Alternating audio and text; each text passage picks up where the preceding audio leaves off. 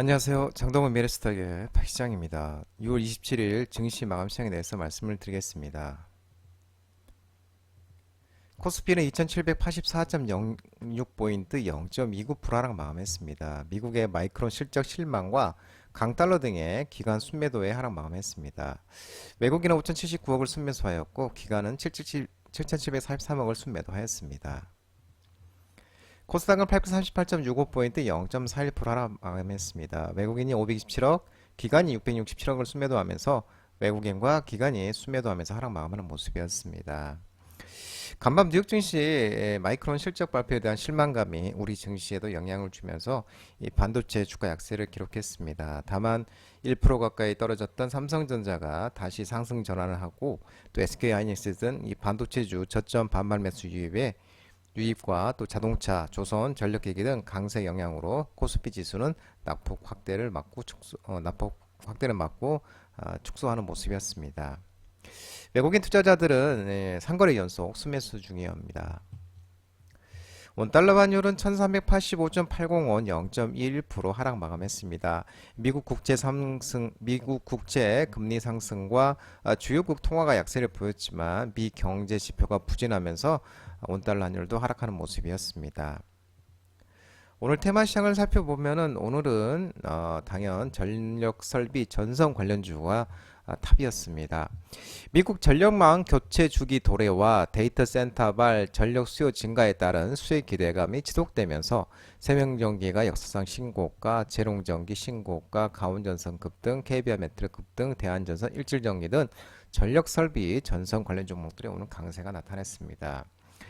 이 미국 정부가 미국 변압기에 약 70% 정도가 설치된 지가 미국 변압기의 70% 정도가 설치된 지 25년 이상 된 노후 설비라고 분석하고 있는데 20, 30년 주기에 미국 전력망 교체 주기가 도래하면서 국내 전력기기 업계의 수혜 기대감이 지속 부각되고 있습니다. 아울러 AR발 전력 수요 급증 기대감도 지속되고 있고 국제에너지기구에 따르면 2026년까지 글로벌 전력 수요가 연평균 3.4% 증가할 것으로 전망되고 있는 모습입니다. 특히 2026년 데이터 센터와 AI 관련 산업 전기 소비량이 2022년에 2배 수준인 1000테라와트시를 상회할 전망이라고 합니다. 한편 또 HD 현대일렉트릭에 대해서 양호한 수익성을 확보한 북미향 이 전력기기 수주가 계속되고 있고 데이터 센터 확대에 따른 초고압 변압기 수요가 더해질 것으로 예상된다고 한 증권사가 얘기를 했습니다. 길게는 2030년 이후 납기를 목표로 하는 수주를 논의하는 중이고 올해 하반기에는 초고압 변압기 내년에는 중저압 차단기 증설까지 더해져 이익이 확대될 전망이라고 밝히고 있는 모습입니다. 데이터 센터형 초고압 변압기는 이 기존 대비 높은 사양을 요구하기 때문에 충분히 납품 이력이 필요하고 가격도 높은 상황이라고 한 증권사가 설명하고 있습니다. 또한 최근 이와 관련된 수요가 본격적으로 시작된 것을 감안하면 매출 비중은 5년 사이에 2배 이상 늘어날 것으로 전망되고 있고 아울러 빅테크의 데이터 센터 투자 규모에 따라 추가적인 애용 확대는 충분할 것으로 추정된다고 밝히고 있는 모습입니다. 한편 또 최근 일부 언론에 따르면은 우리 정부가 용인 반도체 단지 전력난 해결을 위해 모든 이 드는 비용의 상당 부분을 정부가 보조하는 내용을 담은 반도체 산업 지원 대책을 준비하고 있는 것으로 전해지고 있고 이 반도체 업계 용인 반도체 클러스터 가동을 위해서 필요한 112억 킬로미터의 송전 선로 구축에 수조 원대 비용이 들 것으로 예상되고 있는데 10여 년 전 삼성전자가 평택 캠퍼스 가동을 위해서 23km의 거리의 송전망을 구축할 때 4천억 원 가량의 비용이 투입된 것으로 알려지고 있는 모습입니다. 리비안 관련 종목들이 오늘 아침에 강세를 나타냈지만 차익 실현으로 밀리는 모습이었습니다. 폭스바겐이 미국 리비안의 7조 원 결정에 따른 미 주요 전기차 업체들이 강세를 보이면서 에코캡, 유진테크놀로지, TC스틸 등 리비안 관련 종목들의 상승 속에 또 차익 실현이 나오는 모습이었고 엔캠, 테이펙스, 더산테코피아, 에코앤드림, 나노신소재, 상하프론테크 등 2차전지, 전기차, 리튬 관련 종목들의 일부 종목들이 반등이 있었습니다.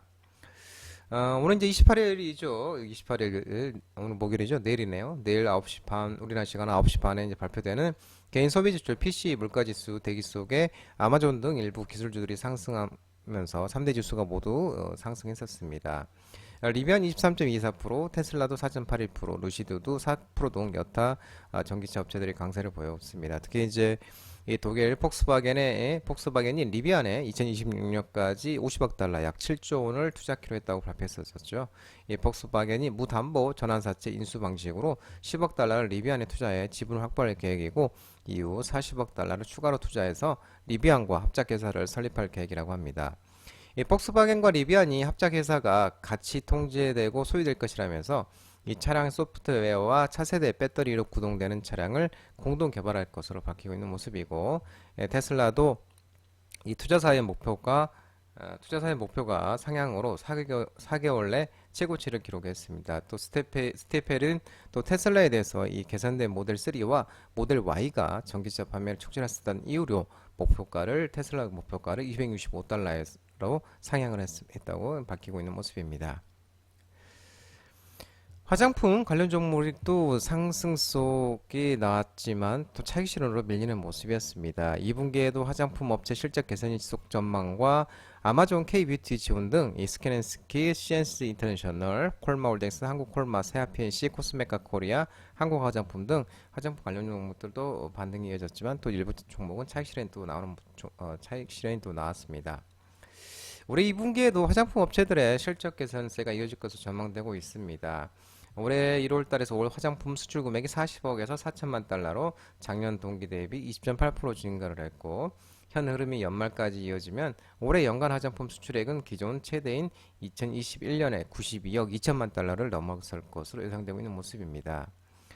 올해 1월부터 올 수출액을 국가별로 보면 최대 수출국 중국이 10억 5천만 달러, 작년 대비는 12.6% 줄었지만 미국은 7억 2천만 달러로 67.8%나 증가했으며 또 일본도 4억 1천만 달러, 베트남도 2억 3천만 달러, 각각 일본은 26.6%, 베트남은 24.6% 이렇게 증가를 했다고 합니다. 과거 중국이 국내 화장품 산업 성장을 이끌었지만 이제는 시장이 다각화됐고 미국, 일본, 동남아, 유럽 시장 등 골고루 성장 중으로서 올해 K 화장품 수출국이 170개국이 넘는 가운데 특히 세계 최대 화장품 시장인 미국에서 K 화장품이 인기를 끌면서 국내 화장품 산업을 견인하고 있습니다. 말로 또 외국인 관광객이 늘어난 것도 화장품 기업 실적 개선에 도움이 되고 있습니다. 올 1월에서 4월 한국을 찾은 외국인 관광객이 486만 6천 명으로 작년 동기 대비 86.9%가 증가했고 코로나19 전인 2019년과 같은 기간에 88.8% 정도에 달하는 것으로 나타났습니다. 또 전일 아마존이 한국 중소 화장품 제조기업의 이 글로벌 시장 진출을 지원하는 프로젝트 K-뷰티 고빅을 도입했다고 밝혔는데요. 아마존 글로벌 셀링 코리아에 따르면은 이번 프로젝트가 제품 개발부터 운영 교육, 아마존의 앱 서비스 사업자 협업, 제품 출시까지 이 전방위적인 지원을 통해 한국 뷰티 브랜드의 온라인 수출 역량을 키우고 세계 시장에 진출할 수 있도록 지원할 예정이라고 합니다. 구체적으로 아마존 글로벌 셀링 코리아가 K-뷰티 판매자를 지원하기 위해서는 국내 제조업체에 협업을 하고 정부 기관과 협력을 강화할 예정으로 이 뷰티 관련 협회와 협력해서 회원사들의 이커머스를 통한 뷰티 제품 수출에 대해서 알릴 계획이라고 합니다. 한편 한국콜마는 아마존과 이날 삼성동 인터컨티넨셜 호텔에서 아마존 K-뷰티 컨퍼런스 셀리데이를 연다고 밝혔고 이번 행사는 최근 뜨거운 K-뷰티 열풍을 겨냥해서 열렸으며 아마존에서는 짐양 글로벌 셀링 아시아 태평양 총괄 부사장과 유키 세이타 아마존 재팬 소비자 뷰티 사업 총괄 리더 등이 참석했습니다. 한국콜마는 이번 컨퍼런스 행사장 내에서 스킨케어, 메이크업, 선케어, 화장품 패키지 등 대규모 부스를 마련하고 글로벌 화장품 사업을 위한 맞춤형 고객 상담을 진행할 예정이라고 합니다. 원격 진료, 비대면, 유헬스케어 관련 종목들의 일부 종목들이 반등이 있었는데요. 세브란스 병원이 무기한 휴진 돌입 소식에 인성정보, 알서포트, 나노엔텍 등 일부 유헬스케어 종목들이 상승을 했습니다. 이 연세대 의과대학 교수들이 이날부터 무기한 휴진에 돌입했습니다. 이 연세대 의대 산하 세브란스병원, 강남 세브란스병원, 용인 세브란스병원 등 이 세 곳에서는 오늘부터 일부 진료가 축소될 전망이고 응급실 등 필수 분야는 유지하는 등 당장 진료 차질이 크지는 않을 것으로 보이지만 이 세브란스병원 교수들의 결정에 따라 빅5 병원 교수들의 휴진 움직임이 다소 살아날지 의료계 안팎에 또 관심이 커지고 있습니다. 앞서 서울대병원 교수들이 무기한 휴직을 중단한 데 대겨 서울성모병원과 삼성서울병원 교수들은 무기한 휴직을 유예하기로 결정한 바 있습니다. 풍력 태양광 관련 종목들의 일부 반등이 있었는데요. 미국 대선 첫 TV 토론 기대감에 CS 윈드, LS 에코에너지, 동국산업, SK 이터닉스, HD 현대에너지 솔루션, 에이크 머티리얼 등 풍력 태양광 관련 종목들의 일부 반등이 있었습니다. 현지 시간으로 27일 오후 9시 바이든 대통령과 트럼프 전 대통령 첫 TV 토론이 예정되어 있는데 현 시점에서 두 후보의 지지율 차이가 크지 않아서 이 토론에 대한 관심이 높습니다. 환경과 에너지 관련 정책 관련해서 두 후보 사이에 크게 대조되고 있는데 트럼프 전 대통령 화석 연료 규제 완화, 바이든 대통령은 친환경 투자 지속 등 이 전기차 관련 정책도 크게 상반된다고 밝히고 있는 모습입니다. 이어서 원자력, 전력망 투자에 대해서도 양측 모두 비슷한 입장 보이고 있어서 하나솔루션, CS 윈드, 유니드, 두산에너빌리티, 한국전력, 제농전기, HH현대일렉트릭 등에 또 주목해야 한다고 하는 분석도 있습니다. 한편 정부가 지난 발표한 26조 규모 반도체 생태계 종합지원 방안 가운데 18조 원 규모의 반도체 기업 금융지원 방안이 다음 달부터 시행될 예정인데 우선 다음 달부터 산업은행이 17조 원 규모의 저리대출 프로그램을 가동하면서 특히 정부가 2조 5천억 달러를 들여 경기 용인 반도체 클러스터 조성을 위한 도로, 용수, 전력 등 인프라 비용을 대릴 계획이라고 합니다. 미 마이크론 실적 전망치 부합에도 시간의 거래에서 급락하면서 반도체 종목들이 일부 종목들이 하락을 했습니다. SK하이닉스, DB하이텍, 한미반도체, 워트, DIT, ST, PSK홀딩스, 고영, 미래산업, YC 등 일부 반도체 관련 종목들이 하락을 했습니다. 미국 마이크론 테크놀로지가 지난밤 뉴욕 증시 장 마감 후에 시장 예상치를 웃도는 실적을 발표했어도 이 매출 전망치가 시장 예상에 부합하는 수준에 그치면서 시간의 거래에서 7.898% 큰 폭으로 하락세를 보였습니다.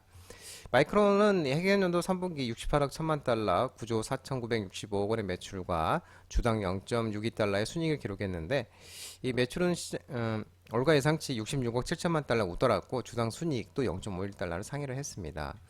이어서 4분기 76억 달러의 매출과 1.08달러의 주당 순이익을 기록할 것으로 전망했는데 올가가 전망한 매출이 76억 달러, 1.05달러의 주당 순이익에 부합하는 수준이었습니다. 산자이 메트로라 최고 CEO가 이 AI 사업을 강조하면서 AI 관련 제품 가격이 상승할 가능성이 높고 이 데이터 센터 사업이 50% 성장했다고 밝히면서 이어서 이 데이터 센터 정품에 대한 강력한 AI 수요로 우리의 첨단 공정에 대한 공급이 부족해지고 있다면서 올해 지속적인 가격 인상이 예상된다고 설명했습니다. 다만 윤곽에서는 이 올가 일부에서 마이크론의 4분기 매출이 80억 달러를 넘을 것으로 전망했다면서 4분기 전망치가 높은 기대를 충족하지 못했다고 진단하고 있는 모습입니다. 나심평이 올레핀 비중이 큰 석유화학사 신용등급 출하향 소식에 석유화학 관련 종목들이 하락을 했습니다. 그러면서 롯데케미칼, 코롱인더, 대한유와 삼연사 등 석유화학 종목들이 하락을 했는데 나이스 신용평가, 나심평이 올레핀 석유화학 제품의 공급 과잉이 계속된다면서 이 제품의 비중이 높은 석유화학사의 신용등급과 등급 전망을 잇따라 하향 조정한 것으로 전해졌는데요. 나심평의 이 석유화학사 상반기 정기평가 결과 보고서에 따르면 하나토탈에너지 등급이 AA에서 N으로 AAN에서 AA-S로 SP PIC 글로벌이 AN에서 A-S로 각각 낮춰졌고 효성화학도 A-N에서 BBB 플러스 N으로 신용등급이 떨어졌습니다. 롯데케미칼, 하나솔루션, HD현대케미칼, SK어드밴스도 신용등급 전망이 부정적으로 바뀌었습니다.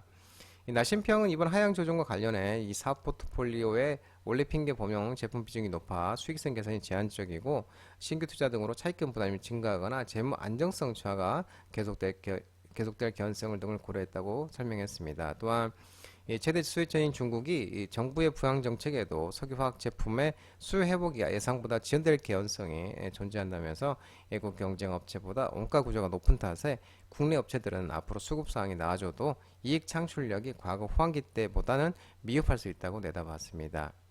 아울러 한국신용평가가 이날 롯데케미칼의 무보증 사채 신용등급을 AI로 유지하되 등급 전망은 안정적에서 부정적으로 하향 조정한다고 밝혔습니다. 장동호 미래스탁 전화번호는 166-3797입니다. 끝으로 장동호 대표 유튜브 채널 구독과 좋아요 많이 부탁드리고요. 알림 설정도 꼭 해두시기 바랍니다. 유튜브 채널 아래 보면은 공유가 있습니다. 공유, 소개 링크 많이 부탁드리고요. 유튜브 장중 라이브 무료 방송 진행하고 있으니까 혼자 하기 힘드신 분들이나 도움이 필요하신 분들은 언제든지 오셔서 많은 도움 받아가시기 바랍니다. 오늘 시장도 모든 분들 고생 많으셨고요. 남은 시간 평안한 시간 되시기 바랍니다. 감사합니다.